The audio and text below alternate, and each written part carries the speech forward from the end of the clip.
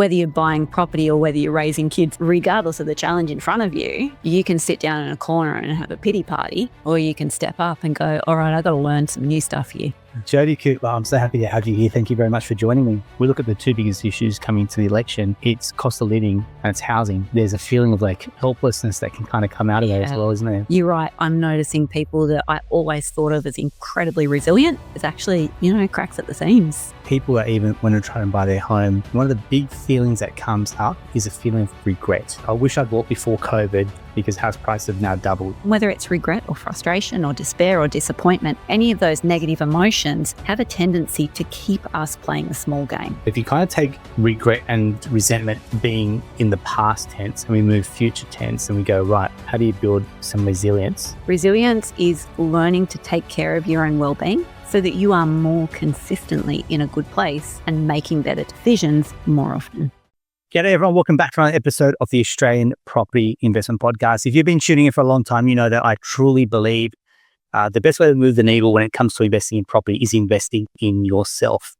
With that means you got to do some deep work, a lot of inward self-reflection that comes on the journey because I felt when you start to buy property, it's really going to hold up a mirror to some of the greatest insecurities and some of the greatest fears you have. And we both, if you're listening, you're tuning, naturally you have an affiliation to going, yes, I want to take action.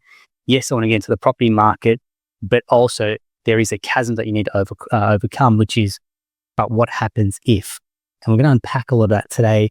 On this journey, I've had to do a lot of work on myself. I'm still a work in progress. I say, come on the journey with me. I'm telling all our clients, I'm on the journey just like you guys are.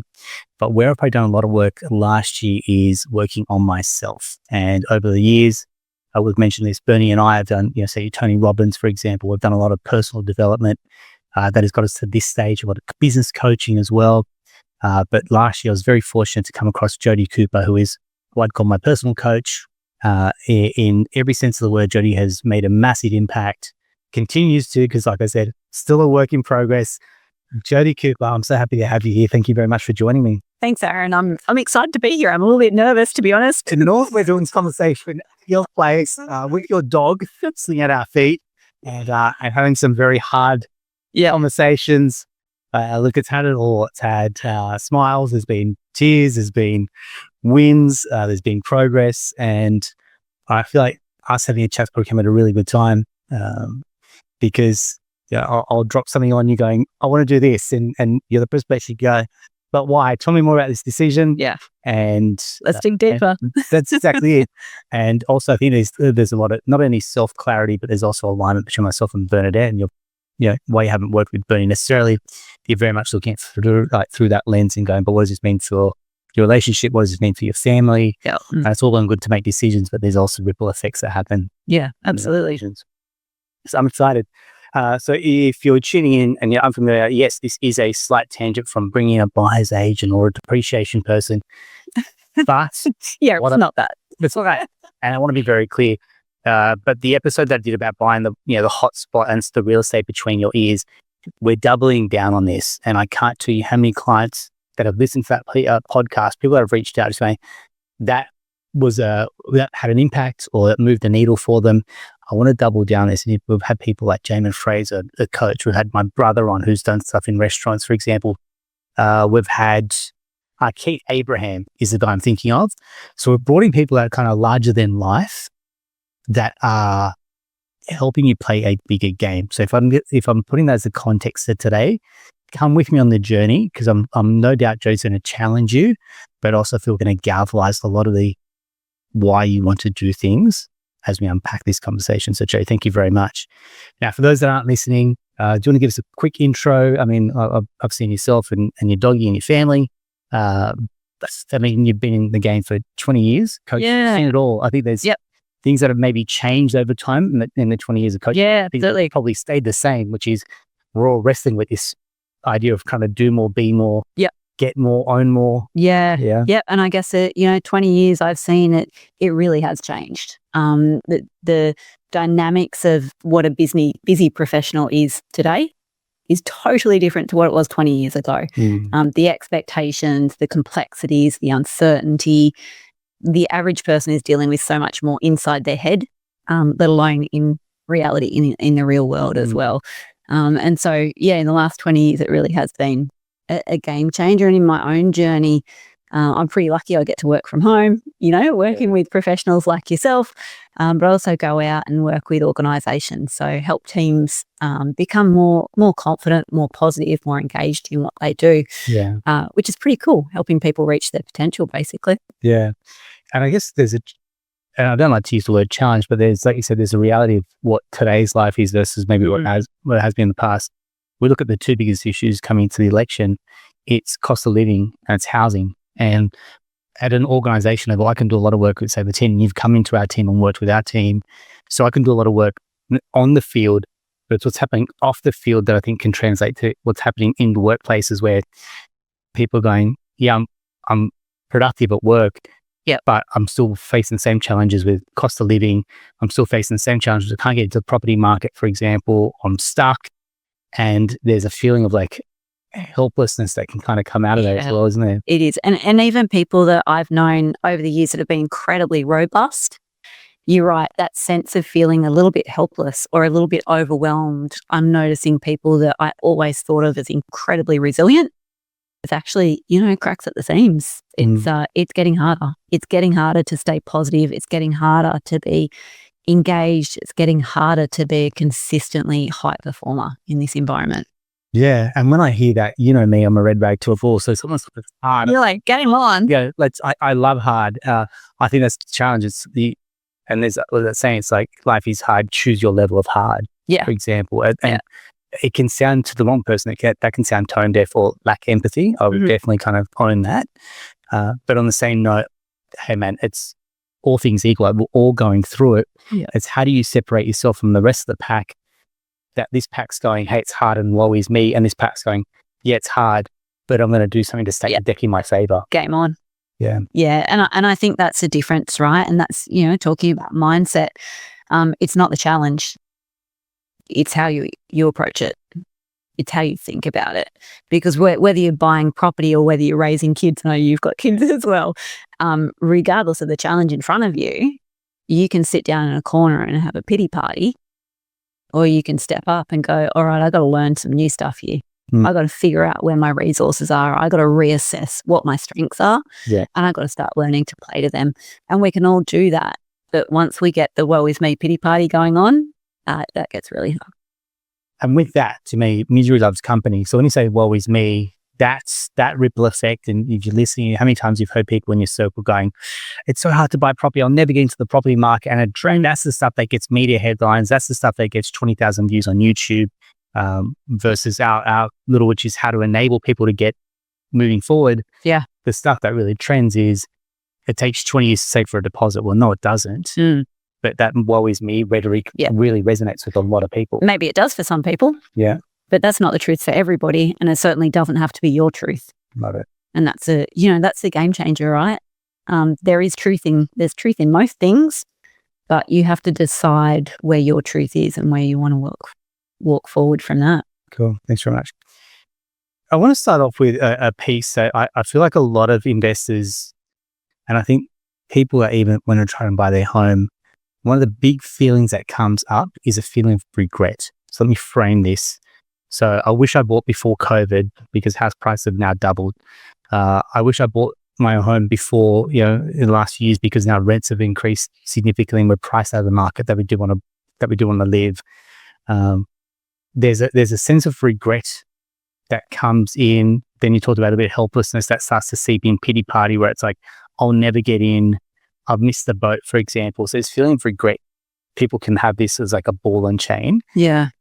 How do you, one, I see that feeling, but then how do you two shift that feeling as well? Yeah. So there's a couple of pieces to it. And I guess I'd always start with self-compassion. Like, realistically, it sucks that you didn't make that decision or you weren't in that position to jump into the market at a point. Like, that's annoying and it sucks. And there's a reality to that, right? Yeah. So let's not assume that we have to be happy about that. That's just going to make it all worse.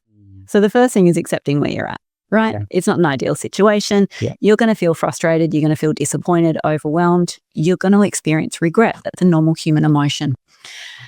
What we do with that, though, is a game changer, right? So I can feel those things and experience those things, But if I stay focused on that, what happens, and what we know from positive psychology, there's a real robust science to this.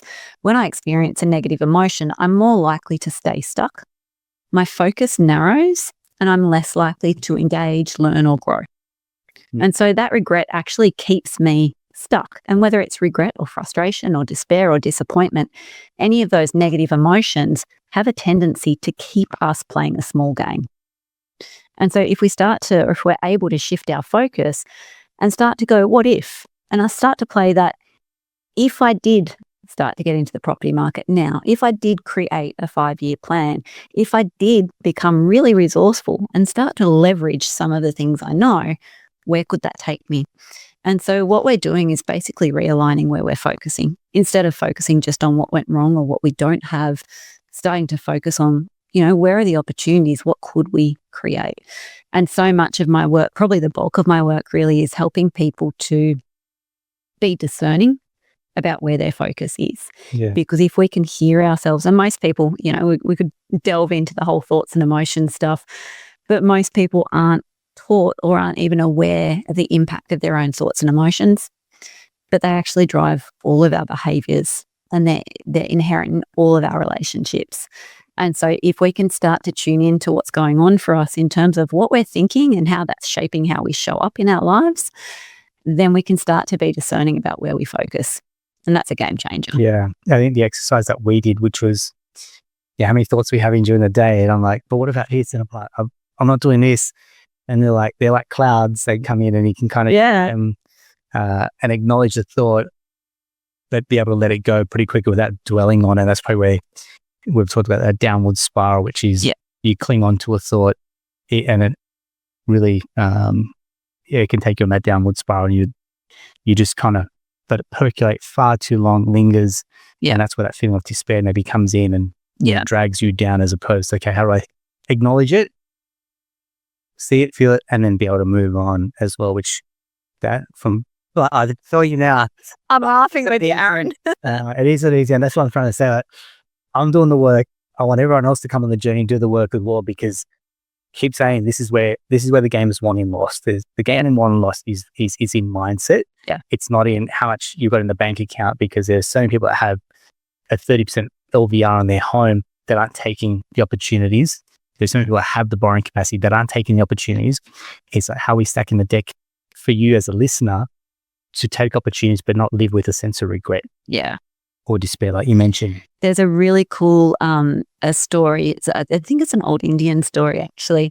And it talks about the 2 arrows, right? So whenever something bad in your life happens, there's 2 arrows. The first arrow is inevitable, right? So that arrow flies towards you and it hits you, and it's going to land. It's going to be painful, right? So you can't avoid that.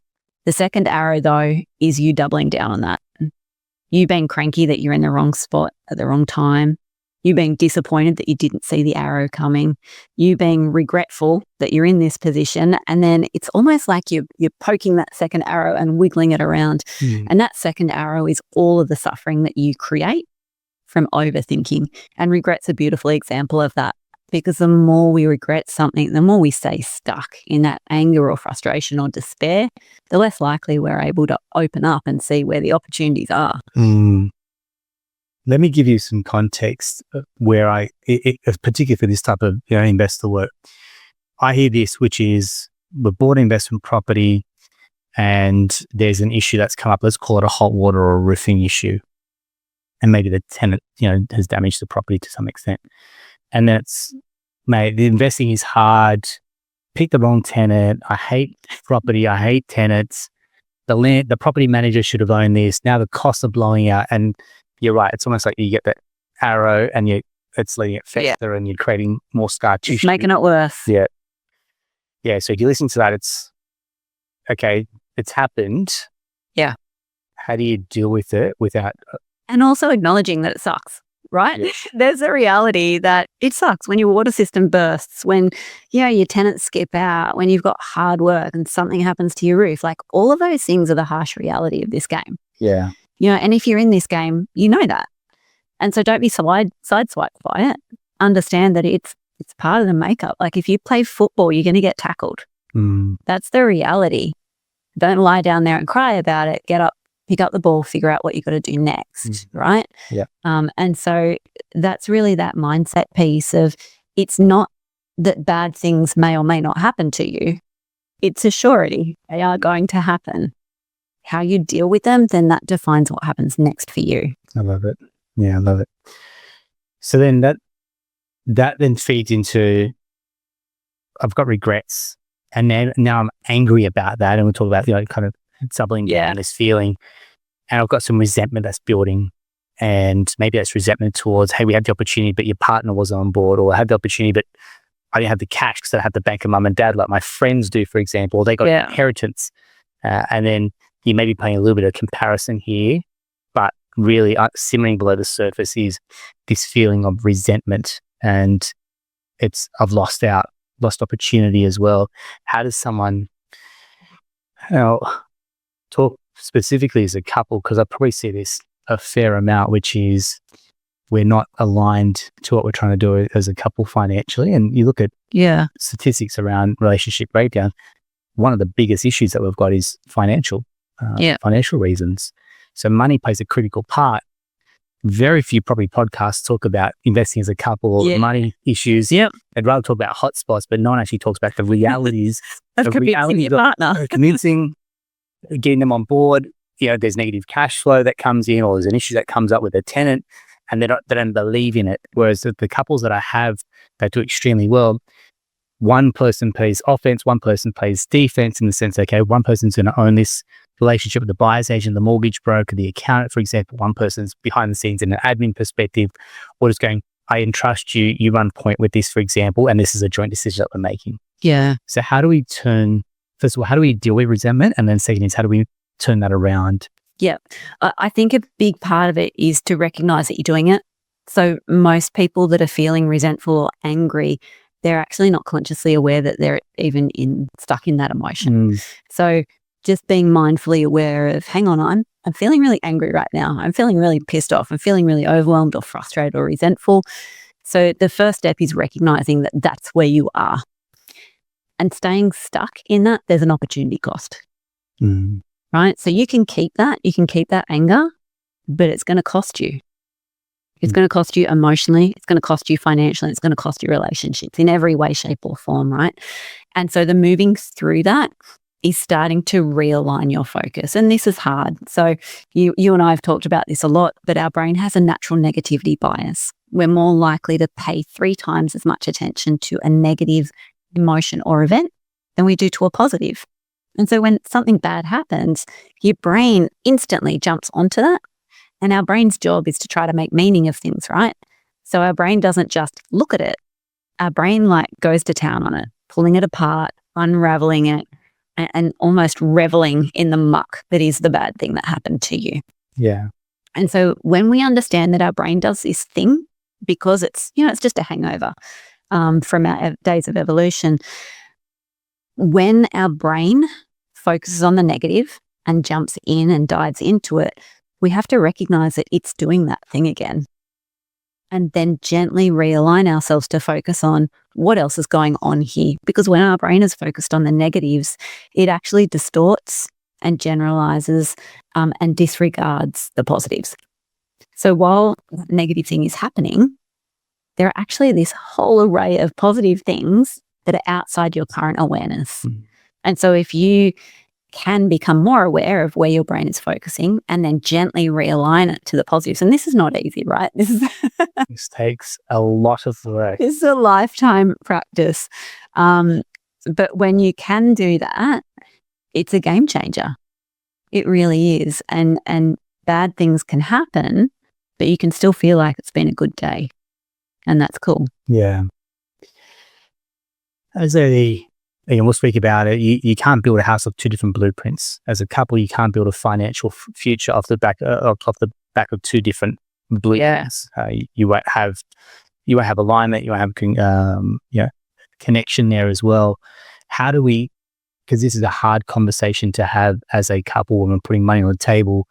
I can tell you right now, couple conversations happen when the kids go down to bed. It's like 8:30 much. I'm like, yeah, it's busted, and now we need to have a deep and meaningful around this. Yeah.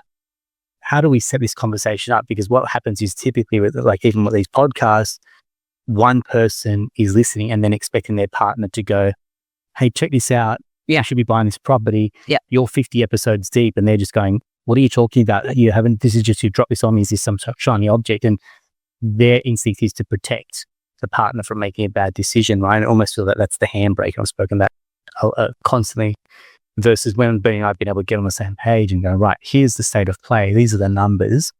What are we doing and what are our next moves, and how do we both get heard? How do we both feel included? Rather than it becoming a win-lose outcome, has become a win-win outcome as well. How do you suggest couples have this conversation? It's it's a really great question, and I think a lot of it comes back to values, and that's some deep work, right? Values is knowing what's most important to you and who you want to be in the way that you live your life.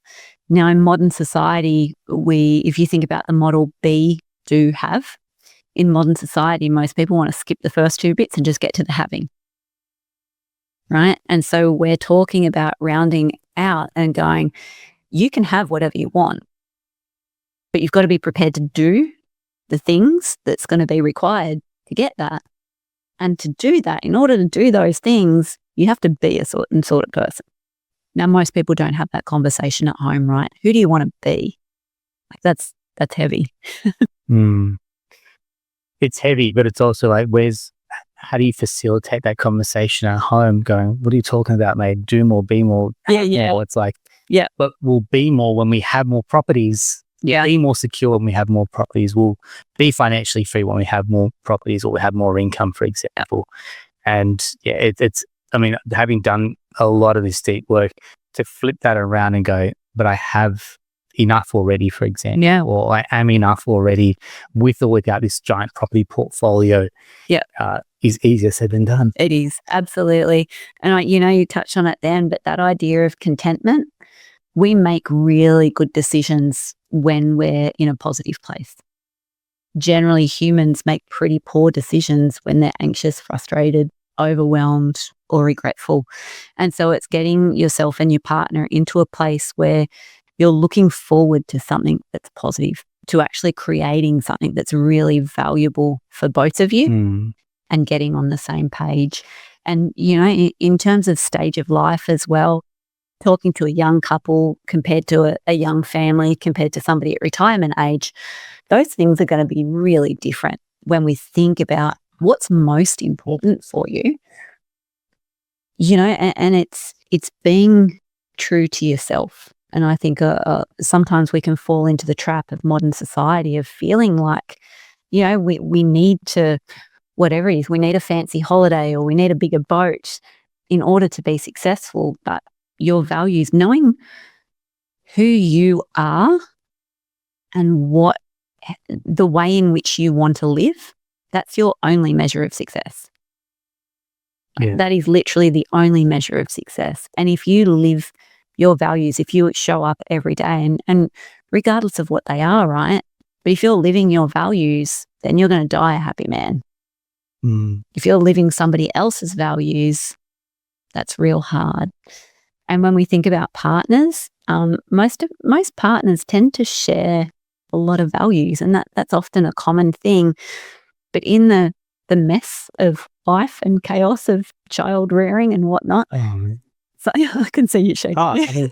It's heavy. You think about the season of life that we were in previously, like 2 small babies, where when not everyone's self-employed with their partner, for example, and they're not the time for making big decisions. Yeah. We joked with a lot of our friends in our circle going through that. These aren't the years to making big career moves, big decisions. Yeah. We pushed the boundary on a couple of things, and we saw the impact of that. Like, that can cause financial friction. It causes friction in the family, for example. It's where your focus is going, and that can take you off the ball, which is what's truly important. Because how many times we've said this, like, your kids are that age for that time, and then, it happens really quickly. Life can happen very quickly, and that then almost can create an emotion of, well, I've got to do it now. Yeah. And someone like me that lacks tempo, energy, and every idea is a good idea, and not now is the right time. Well, yes, that was the best time. To temper that energy feels like this is slowing me down, and I need to keep moving fast and have all that energy come at us when we see headlines of people that have bought 5 properties in 2 years, for example, 10 properties in 2 years, it's like, why isn't this happening to me? I'm being slowed down. Yeah. They're getting ahead of me. And it could be the season in life. Like as you mentioned there, young income, so double income, no kids. Yeah. Sweet spot. Like you're for real there and you're listening. But as much as you think risk, it's the exact opposite. You've got all the time, you're young, you've got the market can be forgiving from a time perspective. You've probably got discretionary income, you're spending a little, you probably got fleek and raining to spend a little bit. But if you lay down those roots right now, in 10, 15 years, where we're at in life, you'll be the beneficiary making those good decisions when you're young. I didn't. I spent my money on cars and holidays, which is cool. I don't mind that. And I had a lot of fun along the way. And I think that's part of regret going, I should have been able to invest when I was in my 20s. Yeah, mate, but I had really nice cars and I went on holidays. Yeah. I can't regret that. Those decisions have been made and that's done. I can't live in the past. I met awesome people, friends, holidays, memories off the back of that. I lost my license even off a beautiful car. Can't change that. But what it's done is now then put me into this season in life where I'm like, now I've got the opportunity. Yeah. And I've got the means and the ability. Now it's up to me to take the shot. Versus I can't take the shot then because it's in the past and it's I didn't even know those opportunities existed even as well. Yeah. And I think as well, part of this is about self-compassion, right? Giving yourself the grace to get it wrong. Yeah. And make the decisions at the time that were right for you. Mm. And that's, I think we tend not to give ourselves that grace. Most people are overly self-critical and that just keeps us stuck in that negative loop. Yeah.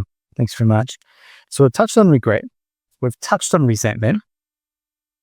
The next big R that I want to tackle is, and this word gets thrown around a little bit, so I'm very cautious to bring it up without it being given some context. So the next one's building out some resilience. So if you kind of take regret and resentment being in the past tense and we move future tense and we go, right, how do you build some resilience? Yeah. Because you said even before, it's not a matter of if things go wrong, it's a matter of when things go wrong. Yeah. Yeah. Sorry to be the bearer of bad news. It's like going to go wrong. Welcome to adulting in the real world. How would you define resilience? Oh, that's a great question. Yeah, it is. And you're not going to get a stock standard answer from me. You know that, right? Okay. So I play a lot in this space. My background in positive psychology, it really is a study of well-being. Okay. What we know about resilience is when you feel good, you'll make good choices consistently. When you feel bad, you tend to make bad choices. So resilience isn't a matter of getting hit by a Mack truck 15 times and still standing up again. That's not resilience. Resilience is learning to take care of your own well-being so that you are more consistently in a good place and making better decisions more often. And that's a game changer, right? Mm. So there's layers of mindset to that. And there's layers of self-care. One of the biggest pieces in terms of resilience is your relationships. And we don't think about that a lot. Mm. So back, it would have been probably 17 years ago when I was first starting my company. And I remember sitting on my dad's lounge and I was in tears and I'm like, this is done. I can't do this. It's too hard. And my dad said, you are not going to give up. And I was ready to give up. I was totally throwing in the towel and he was not going to let me. And in that moment, it wasn't any of the other stuff that I had going on. It was my relationship with my father that completely changed the outcome for me. And he provided the resilience that in that moment I didn't have. So we underestimate the impact of our really good relationships. And I think, in terms of resilience, it's this beautiful culmination of you feeling good more often and making sure that you're taking care of yourself, but also nurturing the relationships around you because they are what's going to get you through when it's tough. Mm. Yeah, nicely said. Thanks very much. Yeah, I tend to come off the back of that, particularly in a financial context, is what I'd call it wealth being. Yeah. So, and you said about decision making. I look at it, a state of wallet equals state of mind. Mm. And when you have some dollars in the bank, for example, it's like, okay, there's a sleep at night factor. On a good night's sleep, I know I've got buffers there, or I know that that's coming in, for example, or being business cash flow or there's property cash flow versus when it's in the red. You're not making very good decisions. Yeah, that's everything gets scary, right? Whether you're redlining or it's in the red, it comes from a place of lack, scarcity, versus when you can make decisions from a place of abundance or being clear-minded. I've seen it. You make far better decisions versus very knee-jerk, very rash, very short-term decision as well. And the wealth being part to me is when you're financially dialed in.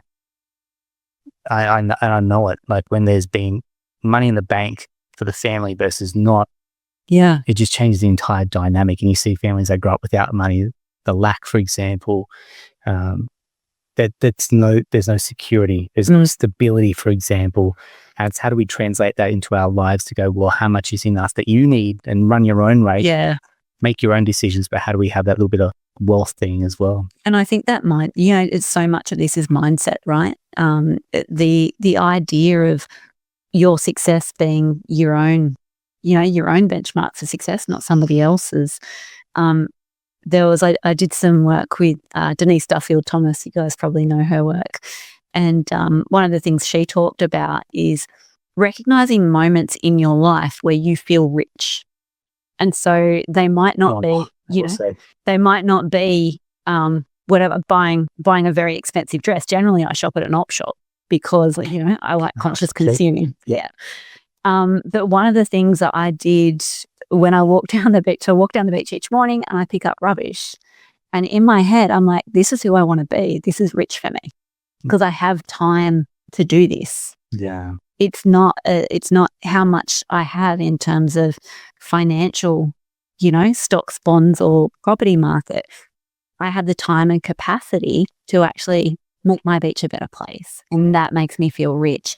And that's where that mindset and contentment, like you talk about, from that place, I can do anything. But if I look at my bank account or I look at, investments and start comparing myself to the people next door, there's a good chance it's not going to add up. And I'm going to feel like the poor cousin. And then I start making really bad decisions and I get stuck in that negativity spiral. It's a hard way out. Yeah. It's in today's environment where we can easily compete and easily compare. We see headlines of people with their portfolios, for example, investor spotlights. It was a surprise. We've asked so many clients to come on to share their journey and they just don't want to. One, they're a little bit embarrassed, like almost embarrassed by their success, but two, they're a little bit private in the sense they don't want to share it or feel like they're big noting themselves and their journey. And it's an endearing quality. I think I like to reframe that by going, but hey, success leaves clues and you can help other people on their journey. So it still hasn't changed their mind. They said, oh, shit, what they've done. That's why I respect that. Because it's that peer-to-peer learning, which is, they've done it, they can do it, which it's possible. It is possible, which is probably why I think that closed community that we've built, which is the Property Accelerator, has really resonated because people like a little bit more of that intimacy. So if you're listening and you lack the community around you or you lack accountability for what your goals are, particularly in property, and you can't really share that with your friends or family without feeling judged for it, drop us a message. Hit us up, Property Accelerator, DM, send us an email, for example. We're kicking off a number of groups. The first group that we had is full, which is fantastic. We're kicking off our second and third groups as well very shortly. And the idea is we want to get investors that are in a closed group, not a Facebook group. This is no advice given from people. It's just, here's what I'm doing, here's what I want to achieve, and we're going to celebrate each other's wins and successes. So if that sounds like you and you want to be plugged into that, just hit us up and we'll send you the details for the accelerator, which I am so excited about. It's given me a spring in my step because this is an idea that I've had for some time, and to see it come to fruition, like everything in life, it's that journey of going and taking it from something to nothing, and now people are jumping on board. There is a proof of concept there as well, so I'm excited. So if you've come on the journey, we've gone regret, resentment, get to resilience. Now what I want to do is a place of where we get some clarity. So the outcomes here would be, how do we get clear? How do I get clear on what I want? How do we get clear on what we want? How do I get clear on the outcome that I'm shooting for? And that could change over time, because what I shot for initially a few years ago, you've got there, it's like, hey, okay, perfect, celebrate it, recognize it. The job, I've still got room to push, or I can still grow, or dial it back if I want to as well. So you mentioned values. So I'm coming up with a few points here, but how do we get clarity, and how do we then talk about alignment to our goals or our values, for example? Yeah, I think knowing what's important, as a family and the different stages we talked about, is really getting clear on who do we want to be at this stage in our lives? You know, my partner and I, we traveled for 3 years, and we traveled around Australia, and it was an amazing story, by the way. Yeah, it was pretty amazing. We went around Australia, caravanning. Yeah, it's crazy. Yeah. And it's, I think, when you talk about freedom, well, that's it. if I speak to those, I just want the ability to make that decision, right? Decision. And so for us, we made a very conscious decision in that time of our life that we didn't want to be banking money. We wanted to take initially just a year out. COVID happened, it turned into 3, but we actually wanted to really prioritize our family time. Yeah. And so my husband and I were totally on the same page with that.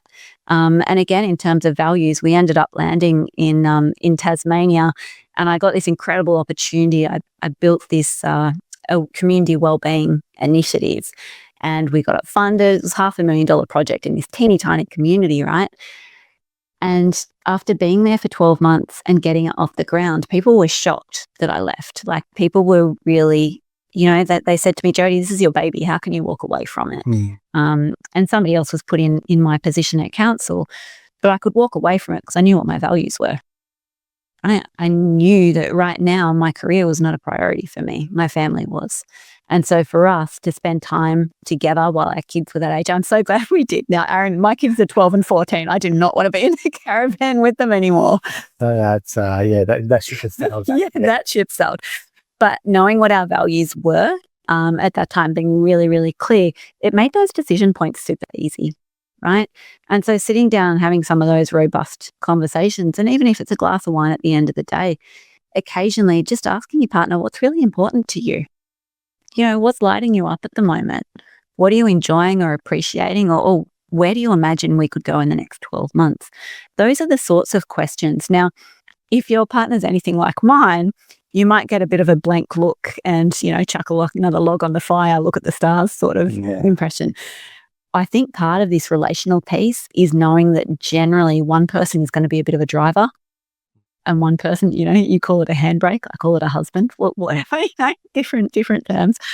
One person's generally going to be a lot more excited about this stuff. And whether it's traveling around Australia in a caravan or getting another investment property, just appreciating that sometimes you've got to plant the seed, and that might take a while to cultivate. And it's being patient with your partner and knowing that they've got a different perspective of the world than you do, and giving them time to come at it in their own way. And that's, it's tricky. I'm glad you said it's tricky. It's easier said than done when you've got people, let's say, for example, your caravan, and it's like, that is something that you'd love to do, something you really wanted to do, burning desire. When you had kids, you saw this, you envisioned this as a family trip. And your husband's like, it needed a lot of convincing. For some people, that'll take the wind out of their sails and just go throw their hands up going, that's it. They're not on board from day one. You're killing my dreams and my ambitions. And if I have to sell this idea to you, then it's not worth it. Hard. Yeah. So just for context, I reckon it took me about 6 years to get my husband on board. So persistence is the answer. Yeah. And he is slow to come to things. But in all seriousness, it's the long game, right? If you know that this is what you want and it's important, it's the long game. Will they respond to that level of conviction then? Do you think, like, if you go, hey, this really means a lot to me? And if you're willing to give up on your dream, they're like, oh, well, it wasn't that important to them. Yeah. And I think, I dropped a bit of another opportunity on my family recently, and I want to do another trip to Asia, which would probably be, somewhere between 3 and 6 months. Yeah, nice. And, 12 and 14-year-olds, they're like, oh, but I'll miss this and I won't have this and I can't take. And so it's 3 or 6 months out of your life. Yeah. No, I know, right? You're going to want to do this on your own. Yeah. And so the way that I've come about this is just started to slowly plant seeds of what's possible. Imagine if, like, what would this look like? How would it feel to? And so just gently planting those seeds. Now, at the same token, and this is kind of relevant right now, at the same token, I've also been pretty clear both with them and myself that if they don't want to come along, then I'm going to make this happen for me. Nice one. Does that make sense? So it's like, I really want you to be on this page because I love they're cool little people. Yeah. But at the same time, I've got a bunch of friends like, I'd love to ride around Cambodia on a bike. That's going to be cool. So that's going to happen. maybe not this year, maybe not next year. Yeah. Long game, right? It is. It's a long game. And it's what I've heard this called like with or without you energy. Like I'm just with or without you. Yeah. And it's hard to say like it's binary, it's win, lose. It's like, how do we all, if you want to do it and you've got enough conviction, like you said, then it's like, you're going to make it happen. You've got to choose, you go jump on board or I'm doing it without you and I'm going to have a bloody good time doing it. So I can't wait to hear about it. The other one is, so we've got clarity. I want to get to a point that people have confidence. And what I mean by that is, you tread your own path. We don't, and that's the big thing in our investor community that we're building out. There's no comparison. There's no competition, for example. Yeah. And there's an element of like, hey, with that confidence comes the ability to celebrate the success. Like you're sitting there talking about having that glass of wine, looking up the stars in Tassie and going, geez, we made it. This is it. Yeah. And it's ability just to stop. I think you and I have spoken about this. I have a very poor ability to celebrate success because I feel like I'll never make it. Yes. I think I'm getting far better at it. Yeah. Far better at, because in mortgage broking context, every minute of every day, I could be writing loans. I could be seeing more people. I could be trying to outpace my peers, buy more property. This game will never end. And something that I've put my hand up and struggle with going, but I'm capable of more. I want more. I can do more. And from a context of family, that comes at a loss. We talk about win lose. Yeah. Me winning in business will come at a loss for connection with family, relationship with Bernie, for example, work on my health. Because then what we do is we unpack my values, but I truly value health. Yeah. And being physically fit. I value achievement as well. And sometimes the balance of contentment and achievement can be at loggerheads as well. Yeah, for sure. If you struggle with that, and a lot of our clients are A+ personalities that want to keep achieving, keep buying, keep scaling, there is a sense of tempering that energy going, but with that comes celebrating successes as well. Yeah. I guess there's two layers to it. One is kind of, again, the economic theory of opportunity cost, right? If you're putting all your time and energy into, mortgage broking, then something else has got to give. And so there's that harsh reality of, as much as we like to think that we can have it all, we can't. And if you're not discerning, then you'll get swept along on a journey, and that journey is often in competition with somebody else. And when we are in that comparing game, we end up losing. We always end up losing. Whether you're comparing up or you're comparing down, if you're worried about what somebody else has got compared to you, you still lose. Okay, so it's really being clear on what's important to me and how am I going to walk that path, right? And when we think about celebrating your wins, and I know this has been, you and I have laughed about this a bit, it is really being able to stop and recognize that, there are good things. And this comes back to the focus that we talked about at the start, right? Because if you're only focused on that never-ending to-do list, you're always going to feel like a failure.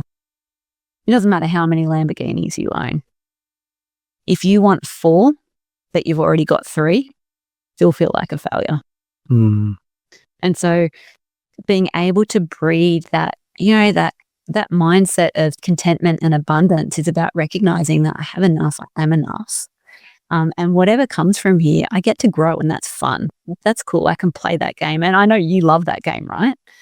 Oh, I think that's the thrill. To me, that's the thrill of the game. Yeah. Yeah. And it can be exciting and it can be fun, but it doesn't have to define you. And that's the difference. Yeah. So be defined on what you're already doing well and what you already have, because that stuff's real and it's cool.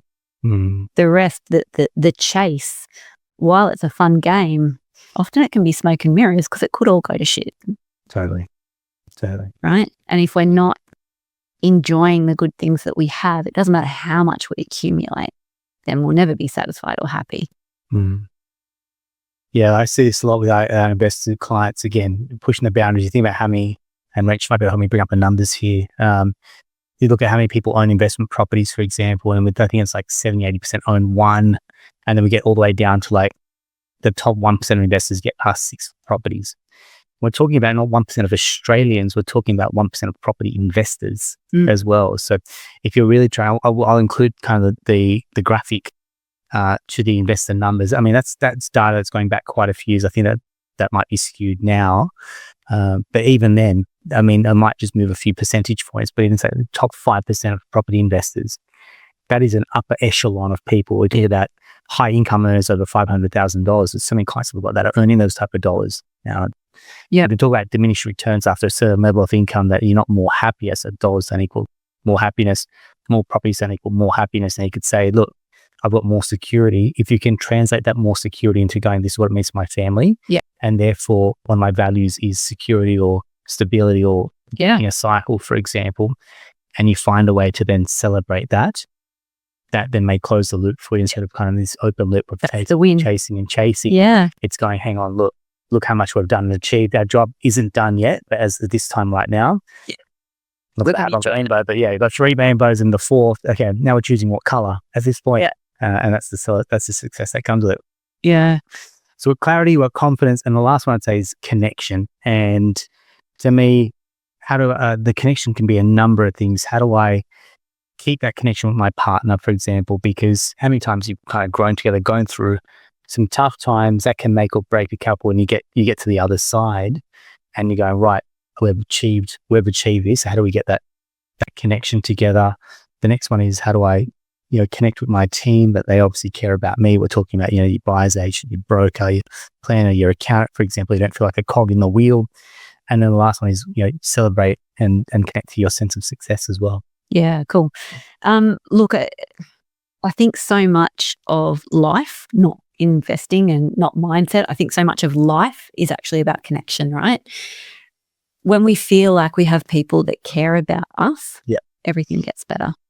So when things are good, they're amplified because we've got these close social relationships. When things are bad, we can navigate them because we've got close social relationships.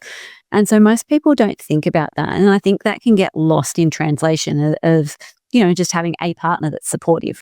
It's not that. It's having somebody in your world that genuinely cares about you as a person.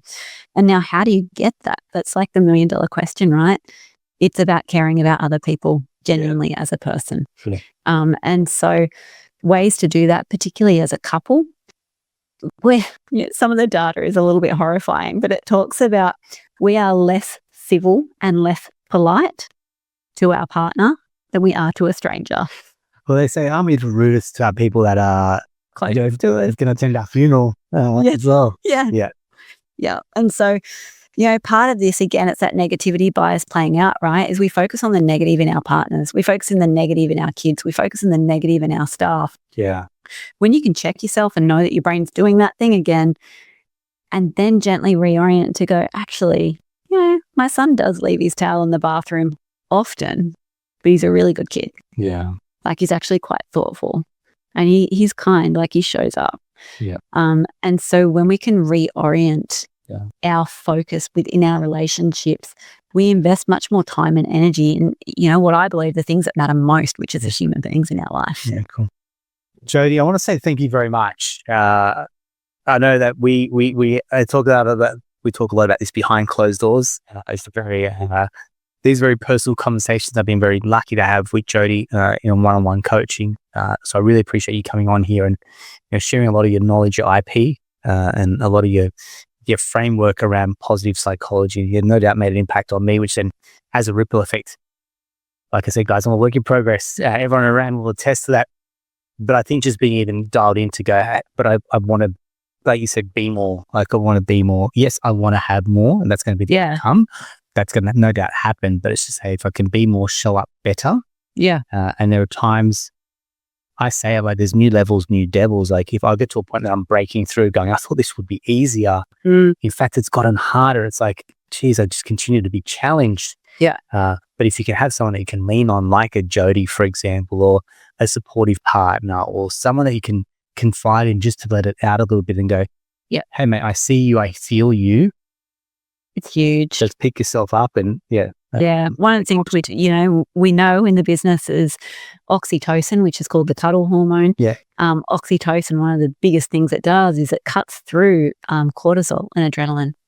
So when you're stressed, when you're overwhelmed, if you've got a kid or a dog, go and give it a cuddle. Like give it a tickle, have a laugh. It's just a game changer in terms of dealing with stress. You get that cut through really quickly with good, positive social relationships. Awesome. Thank you very much. If you want to find out more about Jodie, jodiecooper.com.au website, hit up Jodie if you want to have a chat. For example, Jodie's not here to farm or fish for business. It's not that intention at all. It's very much to let you guys in on what I'm doing. So I always say I'm going to pop the hood on my own network, for example, where I can open doors. And I truly will go back to what I said at the start. This game is won and lost in the mindset. I can tell you how to buy 5, 8, 10, 15 properties. You will not grow into pain. The negative cash flow that comes with holding a portfolio, managing 8 to 10 to 15 tenants, property managers, loans, for example, the admin that comes with that, the cost that comes with setting up trusts or SMSFs, you will not grow into that level of pain if you cannot believe that, one, that you're worthy of achieving that level of success. Two, if you're not prepared to strap yourself in and go, there will be some hard times.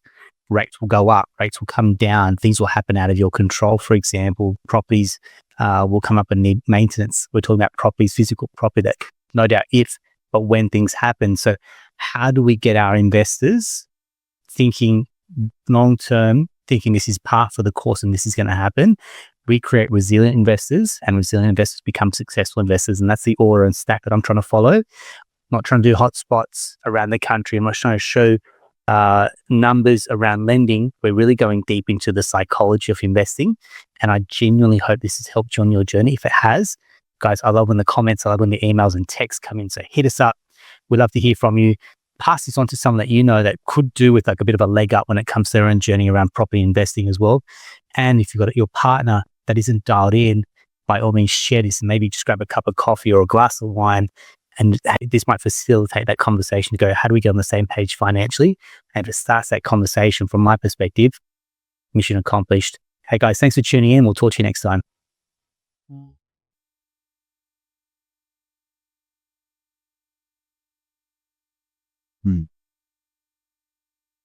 Mm. Mm.